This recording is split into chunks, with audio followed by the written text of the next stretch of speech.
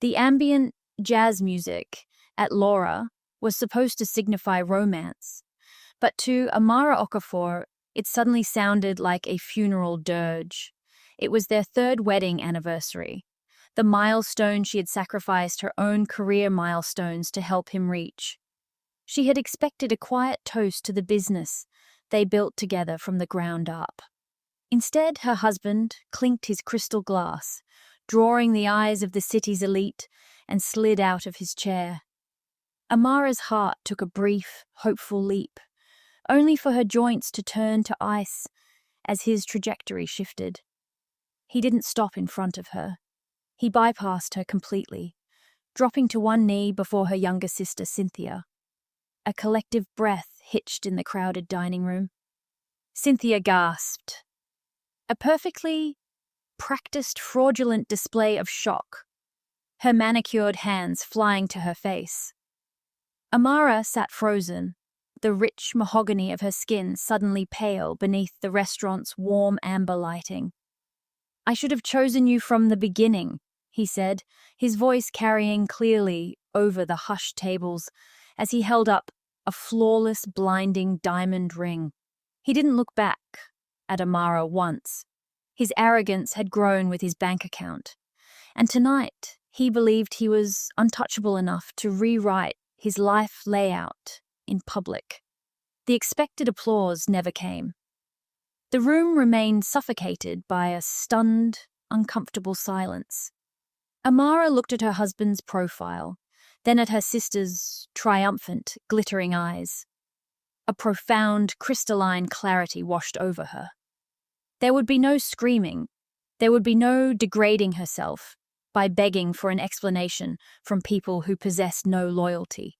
With elegant, deliberate slowness, Amara reached down.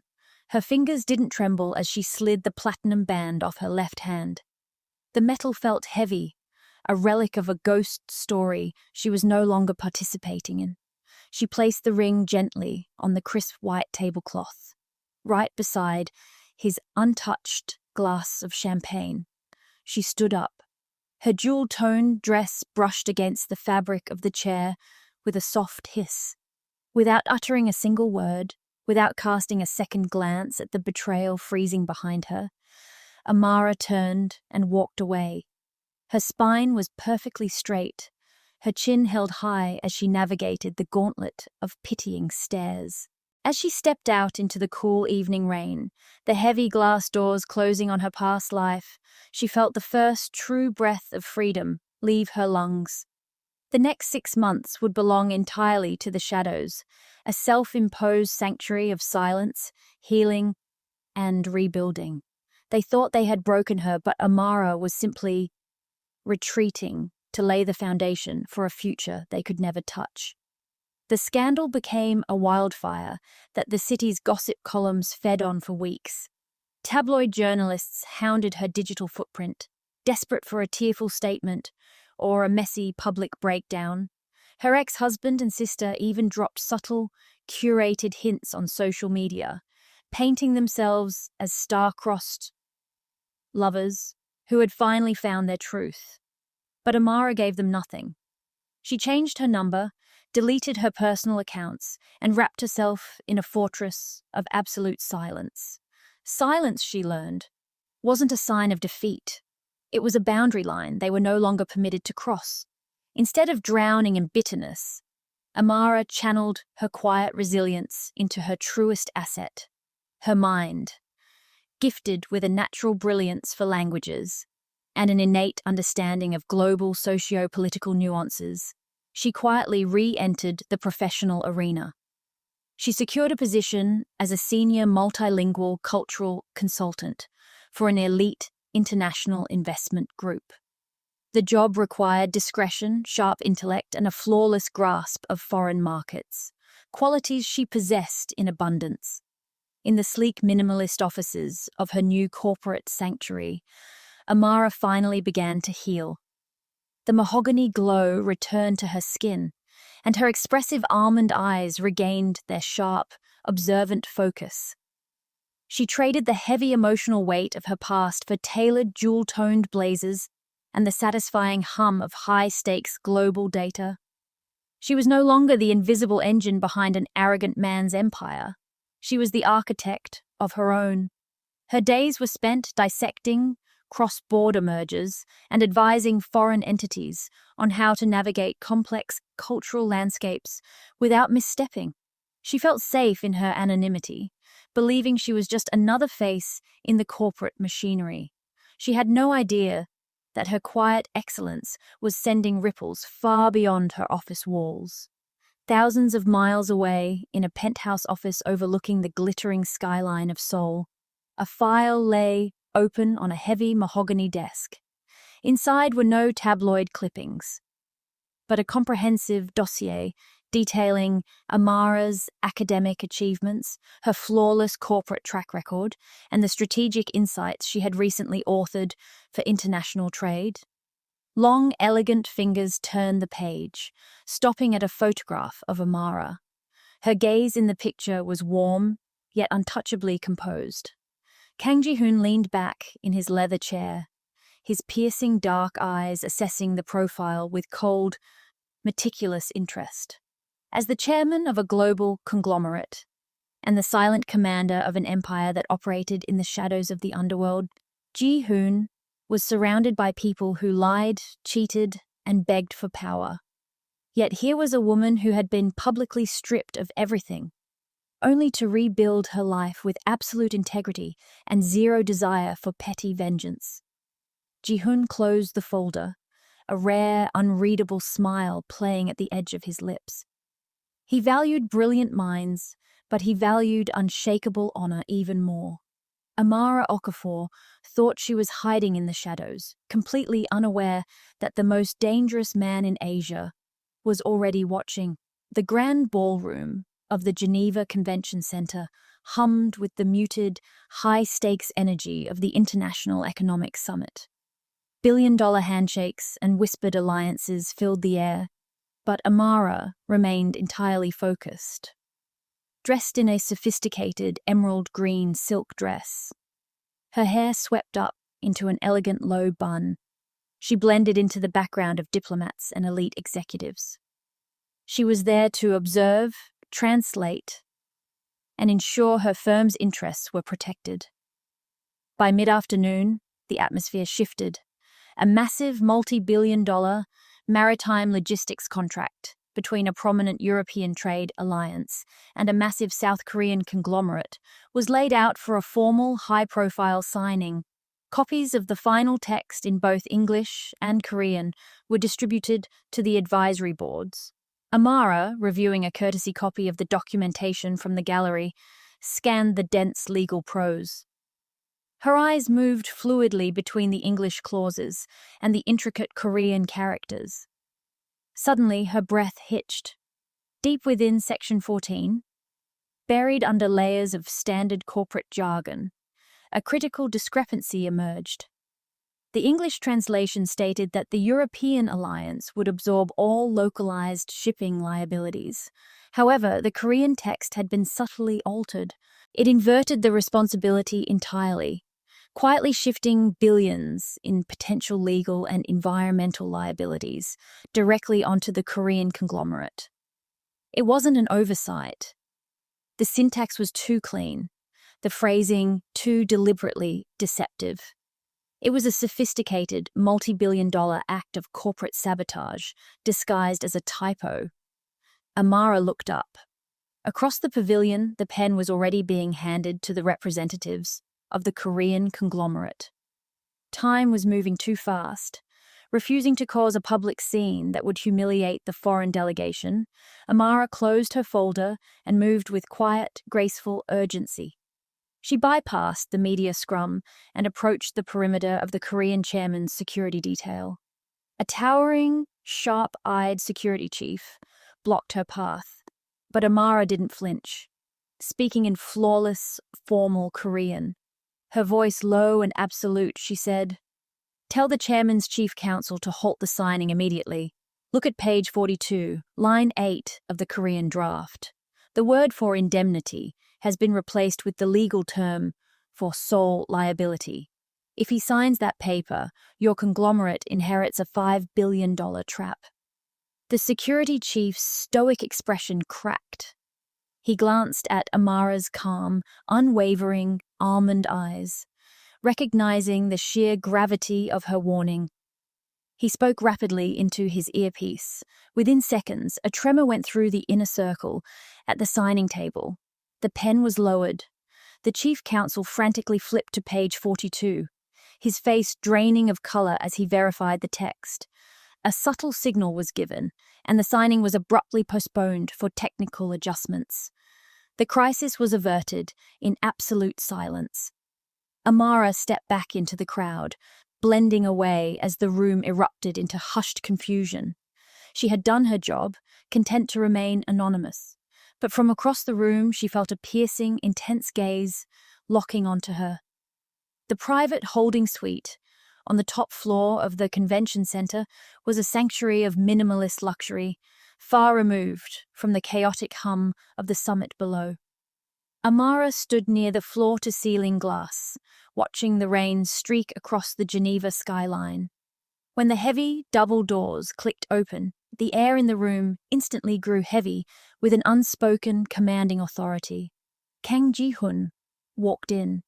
He was exceptionally handsome, his sharp, refined Korean features framed by neatly styled black hair.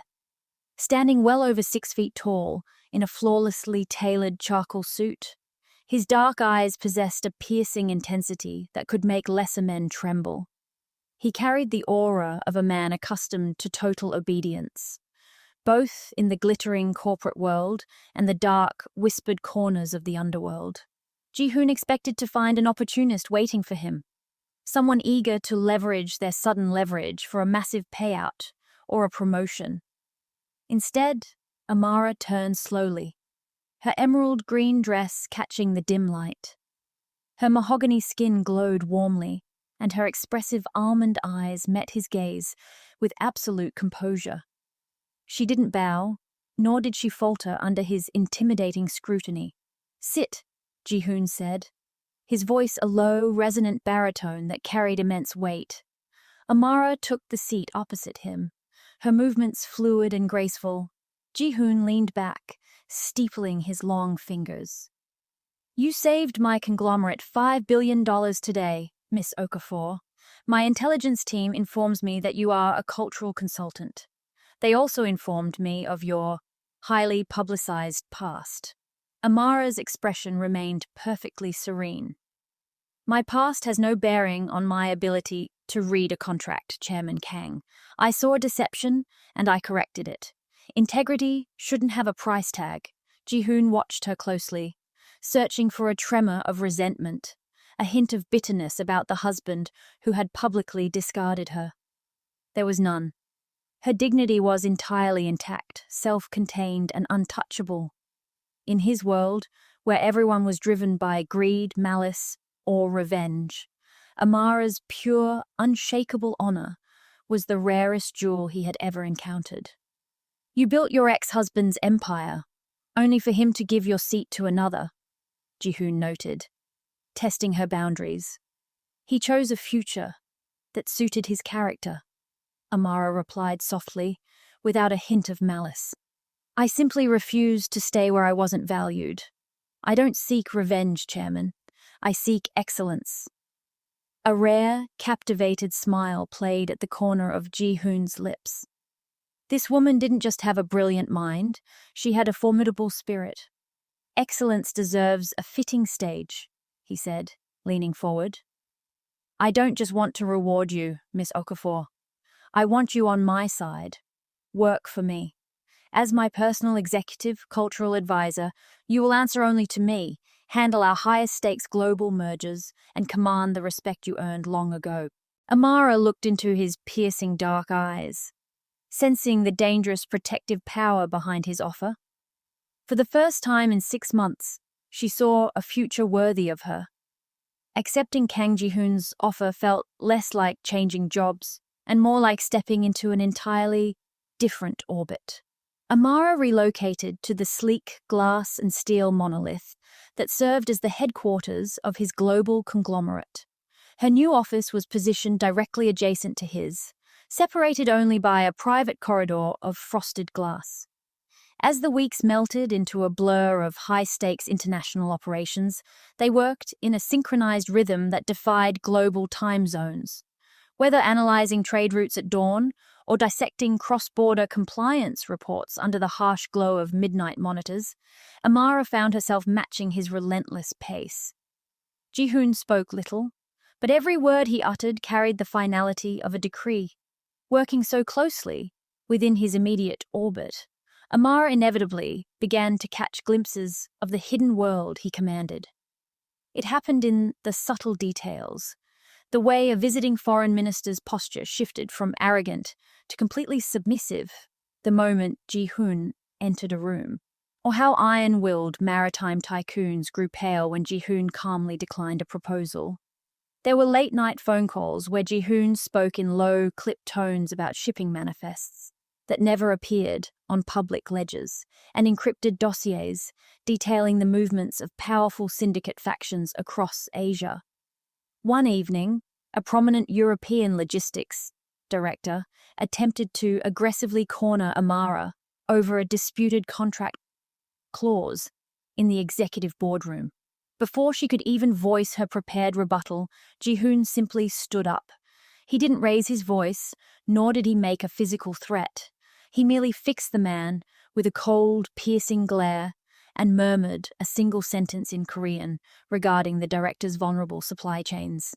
The man's face instantly drained of color, and he apologized to Amara with trembling hands. To an outsider, the quiet, dangerous authority Ji-Hoon wielded would have been terrifying. But Amara did not pull back in fear.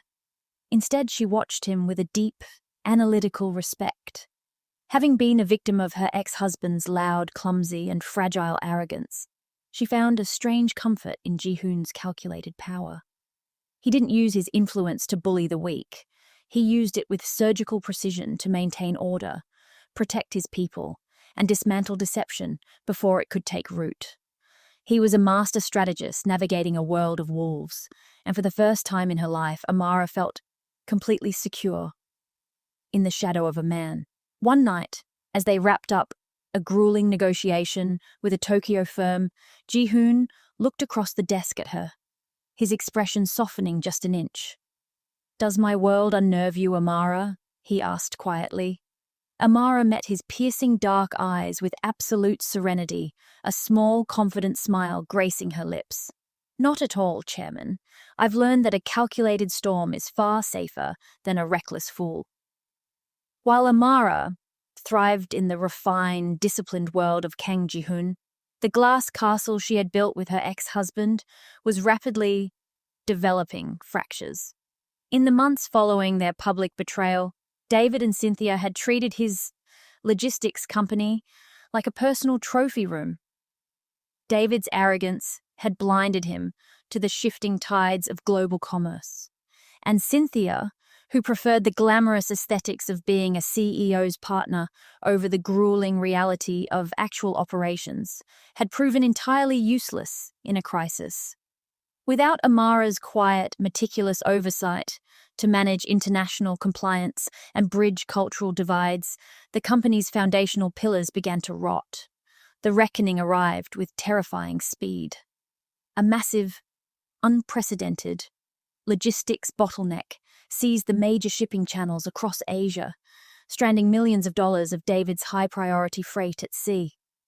Regulatory fines accumulated by the hour, and vital supply chain contracts threatened to dissolve. David paced his plush corner office, his tailored suit wrinkled, his face pale under the harsh fluorescent lights. Cynthia sat on the leather sofa, her face taut with anxiety as she scrolled through angry emails from their primary investors. The loud, touchable confidence they had displayed at Laura 6 months ago had evaporated into desperate panic. "We need an emergency override from the Port Authority, or we're bankrupt by the end of the month," David muttered, slamming his fist onto the glass desk. "Who controls the berth allocations in that sector? I'll buy them out." His chief financial officer, a weary man who had long warned David about his reckless expansion, shook his head grimly. You can't buy them out, David. The entire maritime network in that region is tightly locked down under an international conglomerate. They own the ports, the customs clearing houses, and the secondary transport channels. If they don't grant us an emergency clearance priority, our ships will sit in the harbour until the cargo spoils and our creditors seize our assets. David's breath caught. What conglomerate? Give me a name. The officer slid a tablet across the desk. On the screen was the sleek obsidian logo of a global logistics and investment titan. They operate globally out of Seoul. The parent company is Kang Global Holdings. If we want to survive, you have to get a meeting with their chairman. David stared at the name, a cold sweat breaking out across the back of his neck. He had spent years believing he was the smartest man in any room. But he knew that Kang Global Holdings belonged to an entirely different tier of existence, a shadow empire rumored to have lethal, untouchable influence. Cynthia leaned forward, her voice trembling. Can we make an offer? A partnership? Men like him don't partner with companies like ours. Cynthia, David said, his voice hollow as he stared at the looming ruin of his life's work. They dictate terms. We have to beg. He had no idea that the empire he thought was untouchable was entirely controlled by the man holding his financial leash, and he had absolutely no clue who was sitting directly next to that man's throne. The private dining room of Ji-Hoon's penthouse suite was quiet, save for the soft clink of porcelain and the steady, comforting patter of rain against the glass. As they finished their late-night dinner, a routine born from long working hours, Ji-Hoon quietly reviewed a routine risk assessment report on European logistics firms. His dark eyes narrowed as a familiar name surfaced on the document. David's company.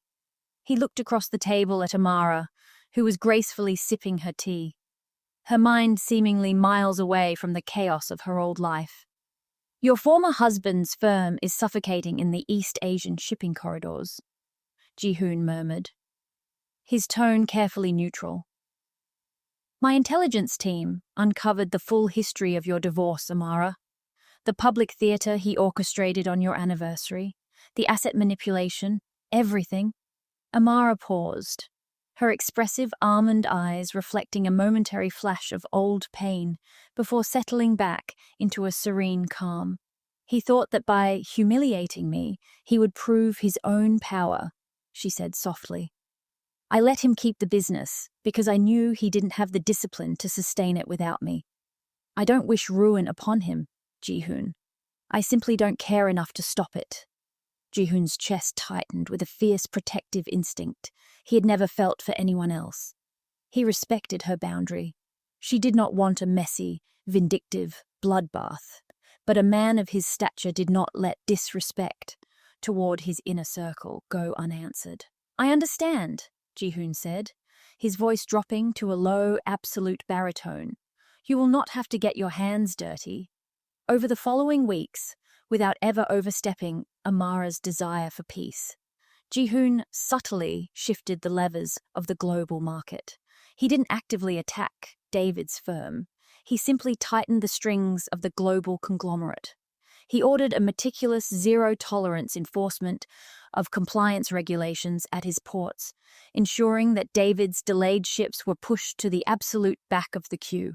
He quietly absorbed David's nervous secondary creditors into his own financial network, ensuring that when the final default occurred, it would be swift, quiet, and legally absolute. Ji-Hoon was orchestrating a masterpiece of corporate karma, letting David's own incompetence pull the trigger. As they spent their evenings mapping out these intricate financial maneuvers, the professional boundary between Amara and Ji-Hoon naturally dissolved into something deeply intimate. One evening, as Amara closed a heavy binder of data, Ji-Hoon reached out, his long fingers gently catching her wrist. The touch was warm, deliberate, and charged with an unshakable promise. He stood up, drawing her closer, his piercing dark eyes softening as he looked down at her glowing, rich mahogany skin. You spent years building a future for someone who didn't deserve you, he whispered, his thumb lightly tracing the back of her hand.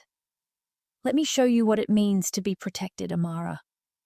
Amara smiled, leaning into his solid, comforting warmth.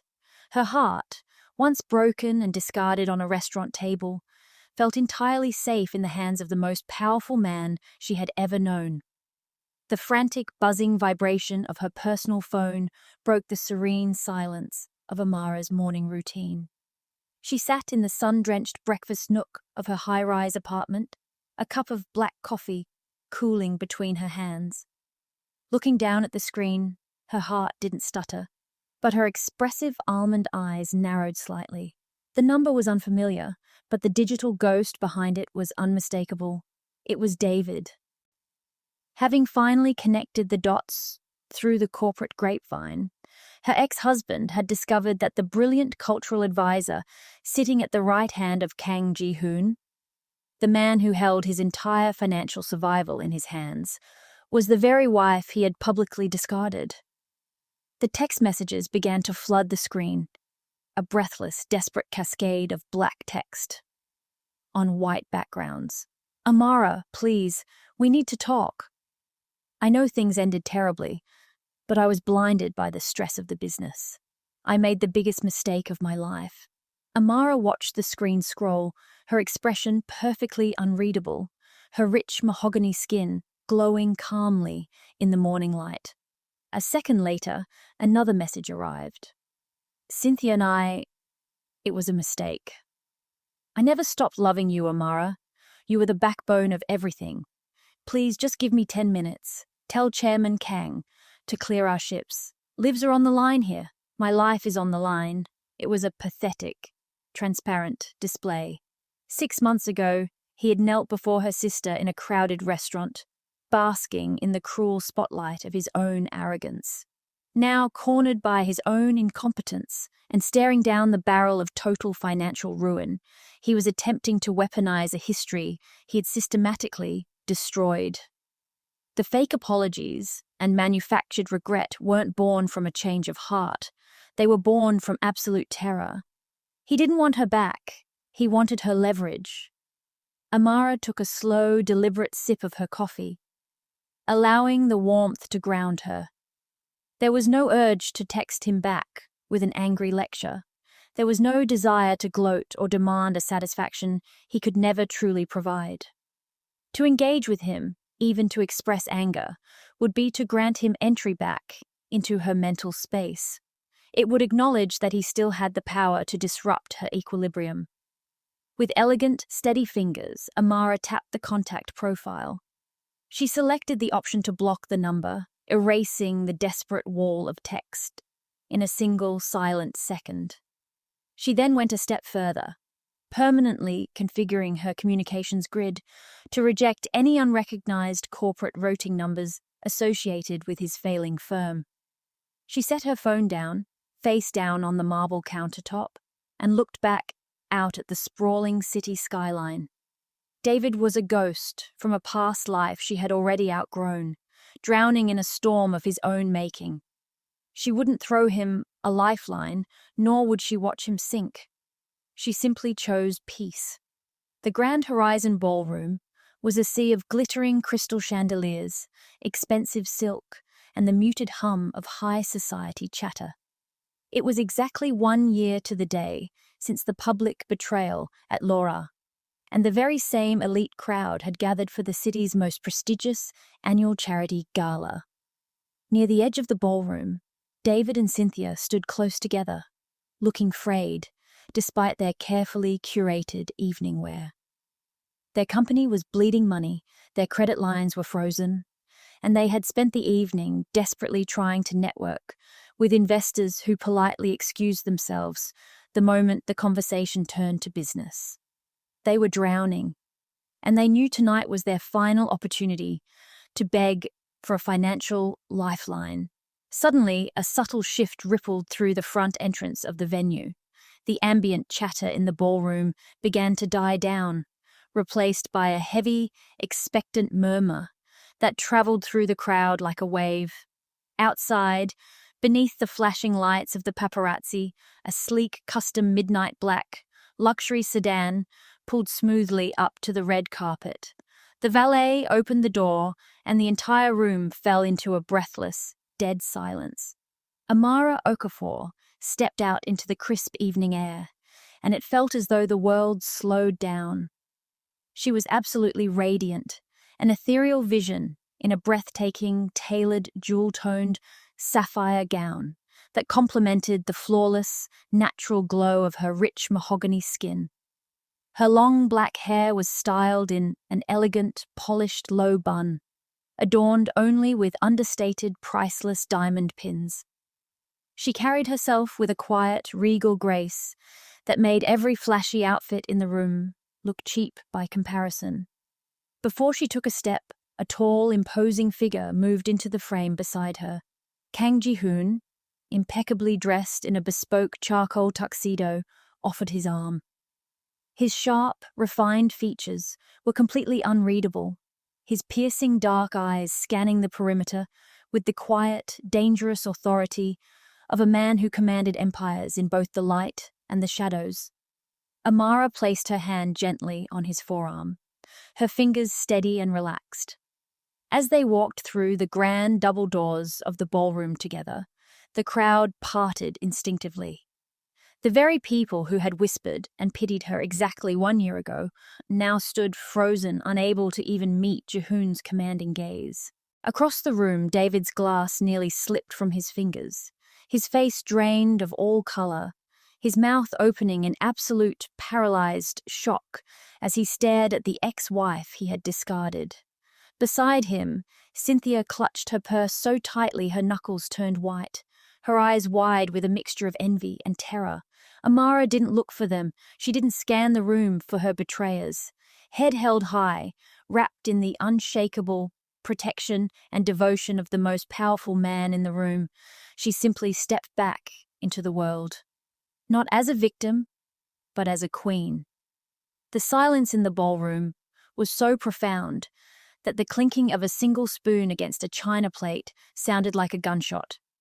Amara navigated the polished marble floor with the poise of a woman who had long ago shed the weight of her past.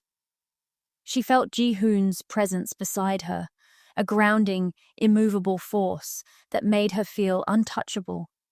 They were halfway to the dais when a sharp, desperate movement cut through the crowd. David stumbled forward, his tuxedo jacket disheveled, his eyes bloodshot, with a mix of fury and pathetic hope. Cynthia trailed half a step behind, her composure fractured, her gaze darting toward the exits as if she already knew they were trespassing on forbidden ground. Amara! David's voice cracked, harsh and discordant, against the velvet-lined walls. He ignored the gasps of the surrounding guests, stepping directly into their path. Amara, stop. We need to talk. You can't just walk away from what we built. Tell him. Tell the chairman that we have a history. We deserve a seat at the table. The ballroom froze. The elite, who had once gossiped about Amara's supposed disgrace, now looked on with a mixture of horror and fascination at the man making a public spectacle of his own ruin. Ji-Hoon stopped. He didn't even turn his head fully, but his presence seemed to expand, filling the air with a sudden freezing pressure.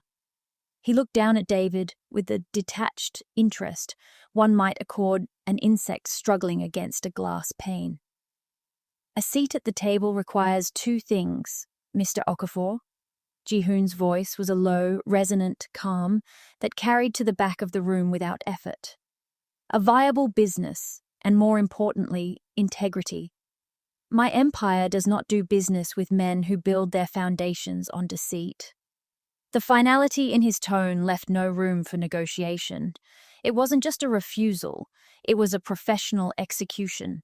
David opened his mouth to retort, but the words died in his throat as he caught the cold, predatory gaze of the man protecting Amara. He realized then that he wasn't just begging a rival. He was begging a man who could erase his existence with a single phone call. Amara looked at David. then at her sister, who was trembling behind him. There was no fire of revenge in her heart, no bitter urge to laugh or gloat. She felt only a hollow, distant pity for the smallness of their world. They had spent a year trying to hold on to a shrinking horizon, while she had spent the time learning to fly. She turned to Ji-Hoon, a soft, graceful smile touching her lips, and squeezed his arm. "Shall we, Chairman?" She walked past them without another word, her stride fluid and rhythmic, leaving David standing in the hollow spotlight of his own failures. As she moved toward the center of the room, surrounded by the elite who now looked at her with genuine awe, Amara realized the truth. The anniversary of her betrayal hadn't been an ending. It had been the catalyst. She hadn't lost her future that night. She had simply walked out of a cage and into a kingdom that was finally big enough for her.